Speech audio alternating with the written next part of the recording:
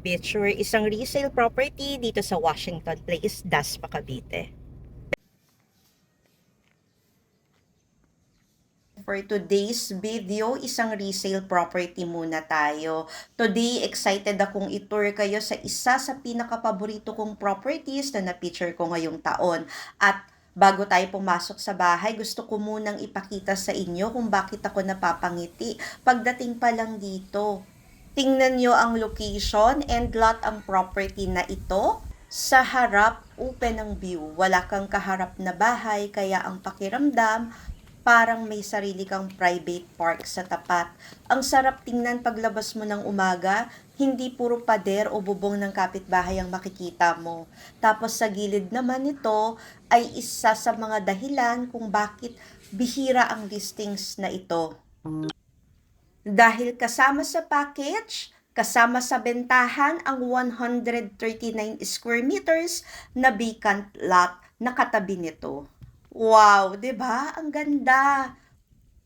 So, hindi siya hiwalay, kasama na siya sa package. Kaya kung iisipin ninyo ang garden, swimming pool, gazebo, outdoor dining, playground ng mga bata, extension ng bahay, guest house, o kahit additional parking, nasa inyo na ang option. Hindi ka limitado. At para sa akin, iyon ang totoong luxury ngayon, ang magkaroon ng espasyo. Welcome to Washington Place. Ito sa mga established subdivisions dito sa Dasmariñas, Cavite. Sa totoo lang, isa ito sa mga subdivision na mas maganda kapag personal mong napuntahan kaysa sa pictures. Napakalapad ng mga kalsada, hindi crowded, hindi siksikan, tahimik ang buong paligid. Kapag umuwi ka galing trabaho, ramdam mo talaga ang peace and quiet. Isa pa sa gusto ko rito, hindi dikit-dikit ang mga bahay. May privacy ka, may breathing space. Hindi mo kailangan isara lagi ang kurtina dahil hindi nakadikit ang kapitbahay at dahil endlot ito, mas presko ang hangin at mas maliwanag ang buong bahay. Complete amenities din ang subdivision. May clubhouse, may swimming pool, may playground at open spaces para sa buong pamilya. Tara, pasok na tayo. Malapit din pala ito sa SM Dasma, Robinsons Dasma, school, hospitals at iba pang commercial establishments. Ngayon naman, tingnan natin ang bahay. Ang lot area ng mismong house ay 120 square meters at ang floor area ay humigit kumulang 100 square meters. Built from the ground ang bahay na ito, hindi ito minadaling ipagawa para lang maibenta. Pili itong lote at yung may-ari mismo ang nagpagawa, ginaya lang sa mga model house ng Washington. Makikita nyo sa layout at sa pagkakagawa na ginawa ito bilang family home. May CCTV system, may solar system na rin, mga upgrades na kadalasan ang bagong owner pa ang gumagastos pagkatapos bumili. Secured na ang buong paligid kasi talaga namang naka-wall na may gate na kung bibili ka dito sa developer, bungalow na open, walang gate, 8 million na. So eto may stock room ka pa dito sa labas.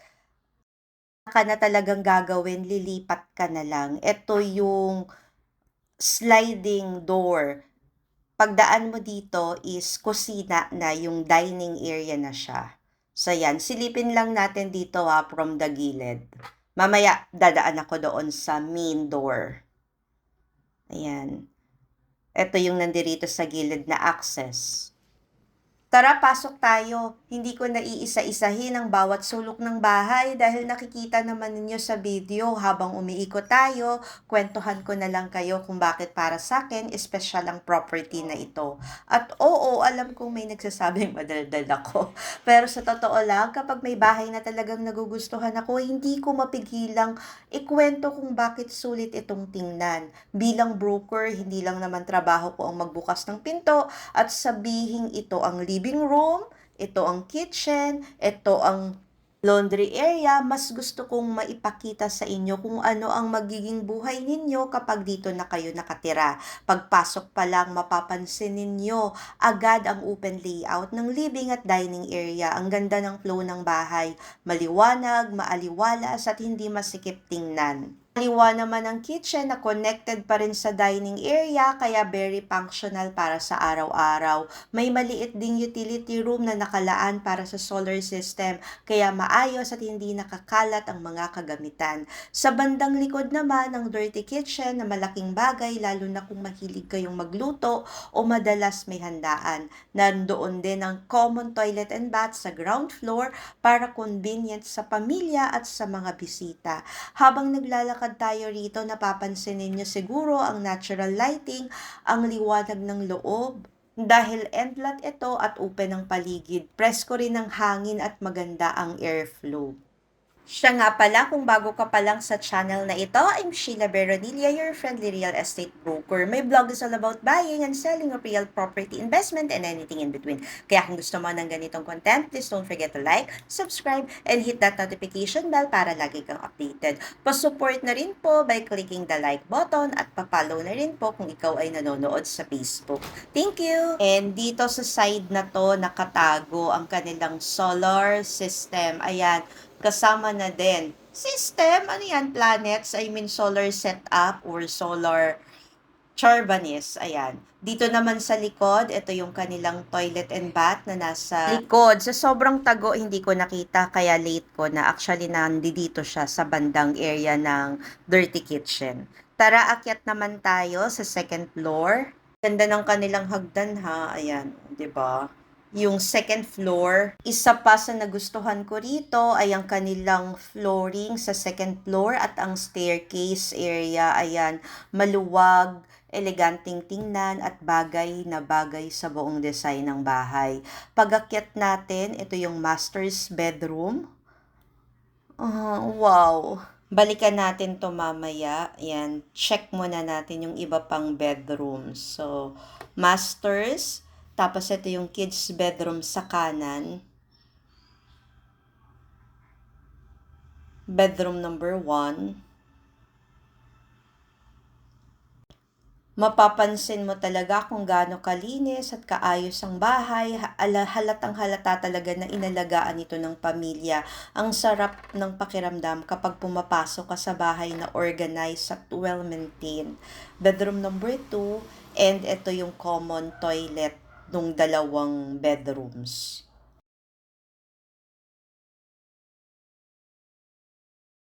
Yan. And dito sa hallway sa dulo, mapapansin nyo, 'di ba, maliwanag kasi meron ditong balcony sa left side. Tapos open lot yung nandirito sa kabilang side, yung likod, ayan, malaki pa din yung space. Tapos yung harap mo, open space pa din. Pwedeng-pwede ka dito mag-chill and stargazing at night. Ayan, oh. Dito sa side na to. Kita mo rin from here yung garden na nasa ibaba. And yung neighborhood. Kami kasi sa bahay may balcony din kami. Pero ang view, poste ng Meralco. Kaya talagang hindi rin namin masyadong ma-appreciate. Pero ito, 'di ba, ang ganda. Kitang-kita mo ang ganda ng ulap. Ang ganda ng kalangitan. Balikan natin itong master's bedroom. Malaki yung space ni master's bedroom. At ang ganda talaga ng mga wood. Bet na bet ko yan paulit-ulit kong sinasabi sa mga vlogs ko na gustong-gusto ko yung mga wood na flooring, na mga gamit. Ayan, may walk-in closet. And ito yung kanilang toilet and bath. Oh, wow! 'Di ba? Gusto ko din ito. May pa-bathtub and may pa-walk-in closet inside the master's bedroom. Yan, dahil may mirror shout out tayo sa lahat ng nanonood and shout out sa aking mga followers of subscribers. Followers! Piling sisi yan. Ayan, ito na ang ating balcony. Excited na ako. Ang laki ng balcony dito sa master's bedroom. Tapos, 'di ba, puno, sariwang hangin. May nabasa nga ako na parang kailangan natin ng mga ganito talaga ng third place. Sino ba yung vlogger na yon? So, dito, meron ka ng ganyan. Kasi sa Pilipinas daw talaga, limited lang yung mga park Kaya parang karamihan, nagkaka-anxiety, ganyan. So, ito, hindi mo kailangan nang lumayo yung vacant space dito sa kabilang side. Pwede mo yung gawing garden. Tapos, yung harap mo is open space. Tapos, sa baba, meron ka ring garden. So, ayan. Ngayon, magkano kaya ang ganitong property kung iisipin ninyo ang location, ang laki ng lote, ang kondisyon ng bahay at ang extra vacant lot na kasama, baka isipin nyo na mataas pa ang presyo. Pero ang net selling price nito ay 10 million lamang. Oo, net na po iyon kasama na ang bahay at ang 139 square meters pa na vacant lot. So, 120 plus 139 yung lupa mo. Kung ikukumpara sa mga bagong developer units sa parehong area na halos kapresyo na rin pero mas maliit ang lote. At yung bungalow nga nila dito, parang mga 8 million na. Meron din ditong condo sa area na ganung presyo na rin, 8 million. Pero syempre, hindi ko naman laging sinasabi na pareho yon. Nagpa-price comparison lang tayo. So this property is selling for as low as 10 million net. And wait, there's more dahil bihira sa mga seller ang pumapayag na through cash and financing. Kung gusto nyong makita ang property ng personal, i-message nyo lang ako. I'm Sheila Medina Beronilla, licensed real estate broker and appraiser. Maraming salamat sa panonood mga karima. Kung nagustuhan ninyo ang ganitong house tour, huwag kalimutang mag-like, follow at share ang video. Baka ito na ang bahay na matagal nyo nang hinihintay. See you sa next tour! Natin ngayon yung way natin palabas ng subdivision nang sa ganun ma-observe niya yung community. Ayan. Sobrang ganda ng mga bahay dito. Thank you for watching and keep safe always. Bye!